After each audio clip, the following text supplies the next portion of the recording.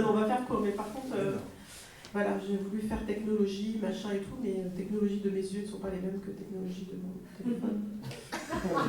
Excusez-moi. Je vais essayer de lire, tant bien que mal. Oui, donc je redis, comme beaucoup ont dit, c'était pas un exercice facile. Particulier même, je dirais. Voilà, donc il a fallu du temps pour se dire, bon allez, faut trouver quelque chose. Non, il ne faut pas trouver quelque chose à dire. Des choses à dire, on en a plein. Il faut choisir. Et puis après, voir comment on le dit, et bref. Donc non, pas simple du tout. Par contre, le téléphone, si tu commences à pas le faire, du tout, donc je vais le garder à la main peut-être. Donc moi, je suis arrivée à EDN il y a un peu plus de 15 ans, je ne sais plus combien, parce qu'après j'ai arrêté de compter. J'y ai rencontré beaucoup de monde, beaucoup de gens, beaucoup de personnes différentes, avec des caractères et puis des qualités différentes que je continue à découvrir, à apprendre. Et j'ai surtout rencontré un pasteur. Je dis un pasteur parce que à l'époque, moi j'en connaissais pas d'autres. Et puis pour moi, c'était un pasteur comme les autres. En gros, quand tu arrives à l'EDN, tu dis tu vas rencontrer le pasteur de l'église et voilà. Et pourtant, assez vite, j'ai compris qu'il avait quelque chose de particulier.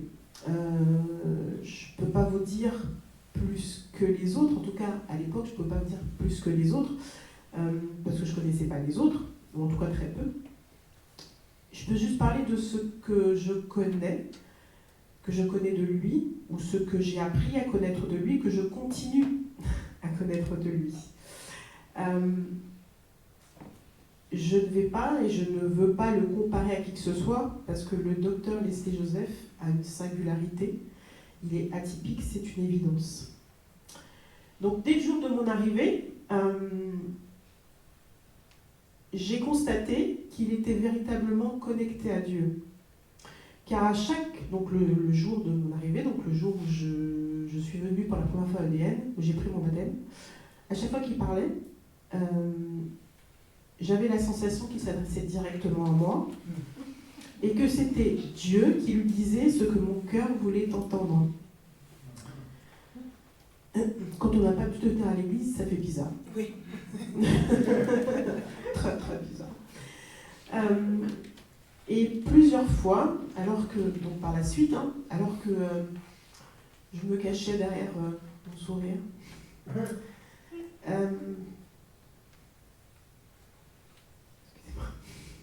Amen, amen, amen. Amen. Amen. Il est le seul à voir au-delà et toujours me demander qu'est-ce qui n'allait pas.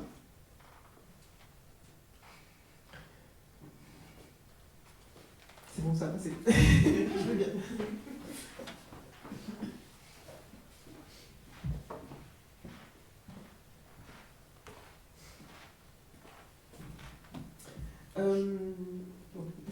Je vais vous raconter une anecdote.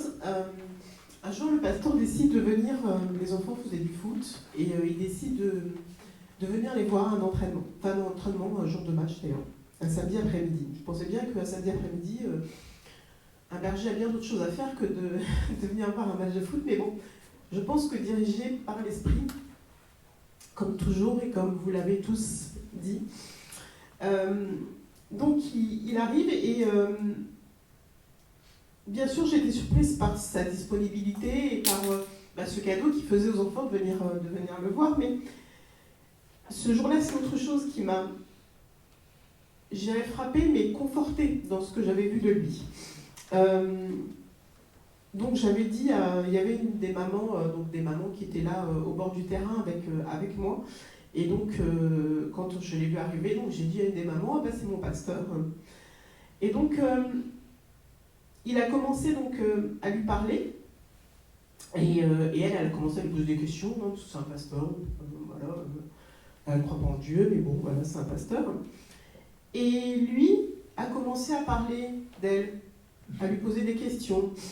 Et petit à petit, elle s'est mise à se raconter à dire ce qu'elle ressentait. Encore une fois, il avait vu au-delà des apparences, au-delà de ce qu'elle voulait montrer et dire. Elle a eu envie de se confier à lui, à une personne qu'elle ne connaissait pas 15 minutes avant. Voilà, c'est pour moi une des qualités particulières de mon berger, c'est qu'il arrive à voir plus profondément que n'importe qui. Quelqu'un qui n'est plus à l'église disait souvent, quand je croise le pasteur, je mets ma main sur mon front. Je pense que certains sauront de qui je parle. Parce que j'ai l'impression qu'il lit dans mon âme.